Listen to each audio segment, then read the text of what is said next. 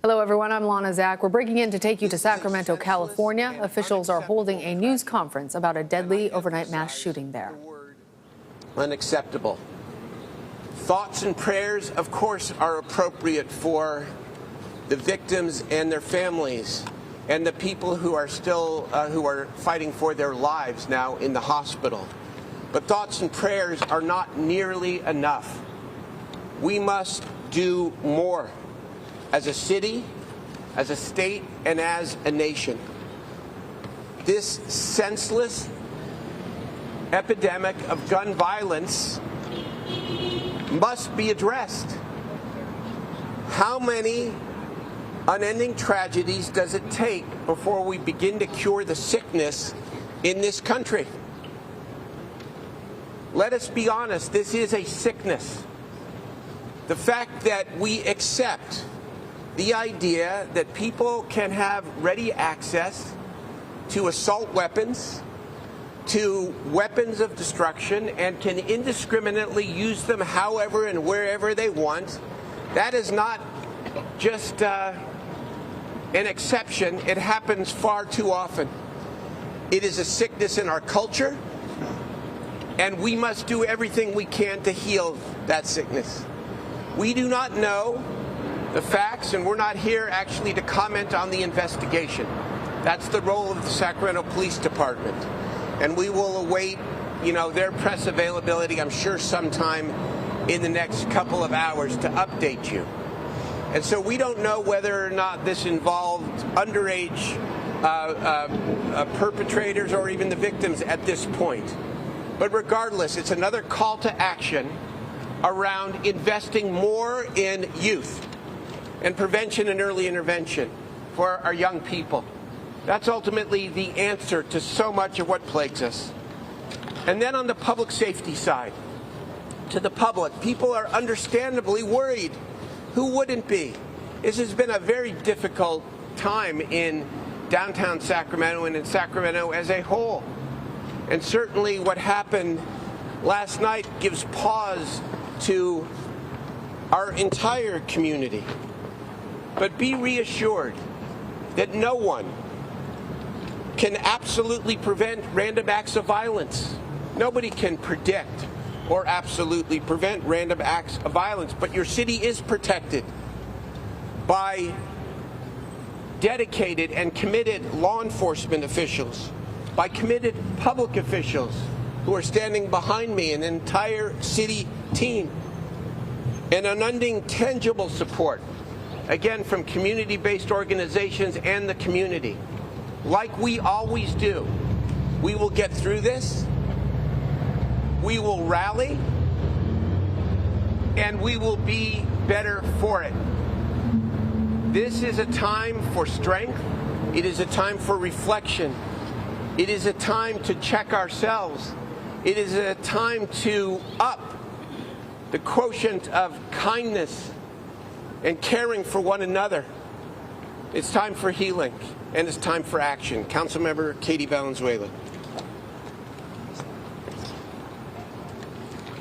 I hear it. It's okay. I'm going to stand with you. At 2:30 this morning, I got the call that no elected official wants to get. And you'll have to excuse me for being emotional because I haven't really slept since.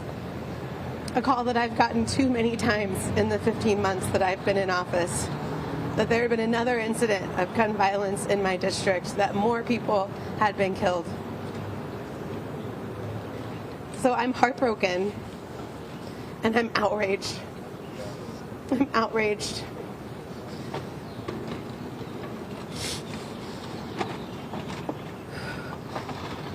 Our community deserves better than this. I know this is a national epidemic.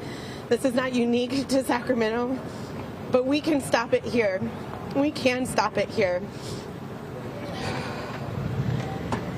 I believe that we have the tools to do this, and I am asking and so happy that my colleagues are here with me, that you all are here watching to say that enough is enough.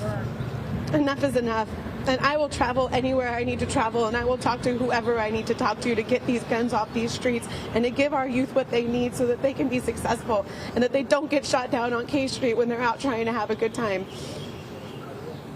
So thank you for being here today, and I hope it's the last time that I ever see you when something like this happens on the streets of my district. Thank you. Thank you, Katie. Vice Mayor Ashby. These are the times when it is very difficult to be a council member. And those calls are very challenging to get. I'd like to tell her it'll be the last, but I've been here too long, so I know it won't be. I, too, would like to thank the people of Sacramento who acted heroically last night. I hope you all will find them and tell their stories as well.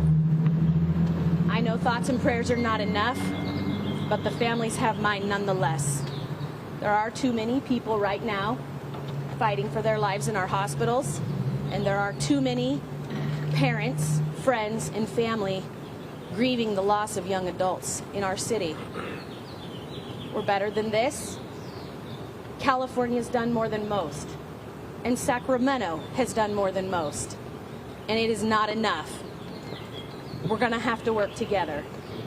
And as for today's message, the most important thing that any and all of you can do is help us.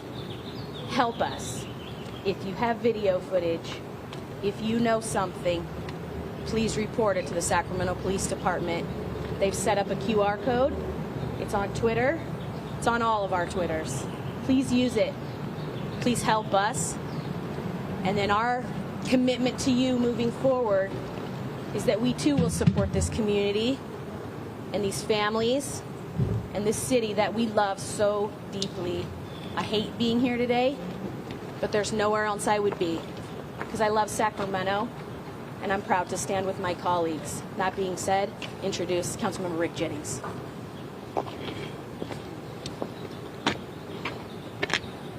So this is a tough day for all of us, but you can imagine my colleagues and I are here in support for the families who talked to their loved ones yesterday, who loved on their loved ones yesterday, who patted them on the back or even admonished them in some way. Some of their loved ones are no longer here with us. Some of their loved ones are fighting for their life. And so as a man of faith, I am praying. I am giving positive thoughts. And I'm asking each of you to do the same for us. We need to do everything we can to help these families get through these times, these very difficult times. And so I'm asking all of you to make sure that we reach out, whatever video surveillance that we have, get it to the Sacramento Police Department, get it so we can solve this crime and we can address these issues of gun violence that take the lives of those who had bright futures, but those futures will never be realized. So I'm here today in support of the families, those who are fighting for their lives. I'm here in support of the city that I love with all my heart and soul, and we will do everything possible to make sure that this does not happen as we go forward. Thank you. Thank you, Jay. Eric, Mike. Thanks. I just want to thank everyone for being here. Sacramento has a long history of stepping up when it needs to support our own. This is just one more example of that.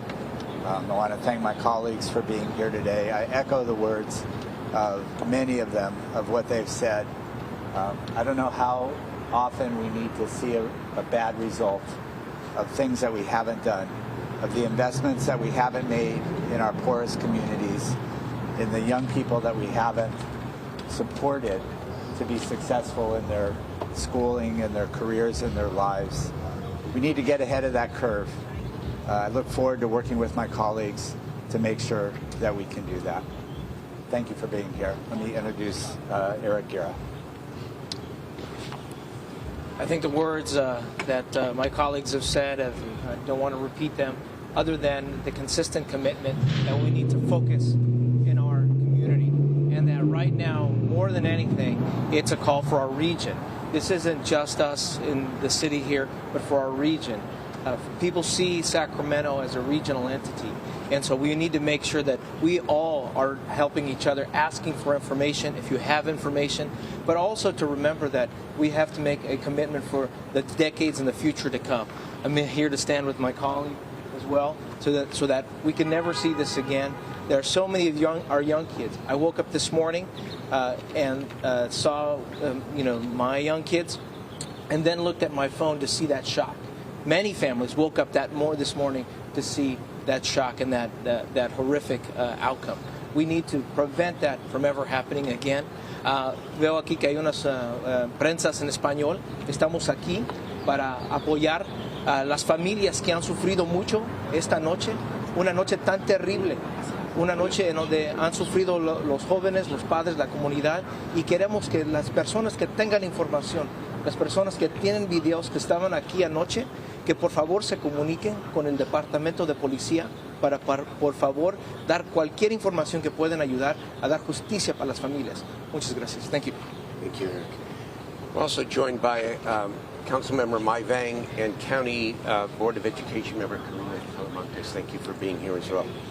We'd be happy to stand for any questions. Again, we are not here to comment on the specifics of the investigation. That is the role of our police chief and our police department, but we would be happy to talk to you about where we stand for and with our community. Mr. Mayor, can you talk about just this area? I know the council, the city has invested a lot in this area to economic development. Yeah. And what events like this do? Well, look at this.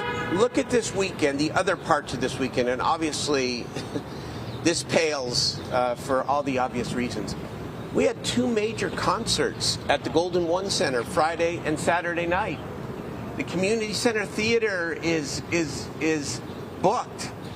We're attracting conventions. The restaurants are open. People are coming back. I mean, it is a very difficult one because obviously people look at this and say, oh my God, how dangerous is downtown? Well, we want people to come downtown and safely, and people should come downtown. People should come downtown. Now we're going to look at what we obviously have to do, especially in the late hours, to assure that people are safe. But you cannot predict or prevent every single random act of violence. So we've got a dedicated police force. We've got a very active community. And we have a downtown that is in fact coming back. And I want people to come downtown safely. And so this is anything like this. In some ways, your question, of course, is appropriate. Our minds now and our thoughts have to be with people who are the victims of this tragedy. But you asked a question, and it's an appropriate question, and I answer it to say that we're going to get through this together, and downtown is going to continue to be a great destination for our people and for everyone throughout this region. Mr. Mayor, your colleagues talked about what the city has done to prevent things like this. Obviously, it didn't work. What failed? What else needs to be done? Well, we have put millions of dollars into gang prevention, gang intervention, and we do not know whether or not this was gang related. We don't know, and so I'm not presupposing that. You know, the truth of the matter is, over the last number of years, we have changed the investment arc of this city. Between the federal rescue plan dollars, the COVID dollars, and our own city taxpayer dollars, we are spending more on youth, on gang intervention, on inclusion, on economic development than ever before. Now, is it enough? Absolutely not. We need to continue the trajectory that says the core responsibility of a city is first to provide public safety, but in addition, we must invest in our people and in our communities, and especially our disadvantaged communities. That's what we have been doing in Sacramento. And in many places, it's beginning to show results. but it's only the beginning. And we have so much more work to do, and this terrible event is only going to steel us and deepen our commitment to doing just that, especially on behalf of young people. Mr. Mayor, so Vice Mayor said that. We've been watching officials in Sacramento, California discuss their outrage and frustration following a mass shooting overnight. We're going to take a quick break. Much more ahead. You're streaming CBS News.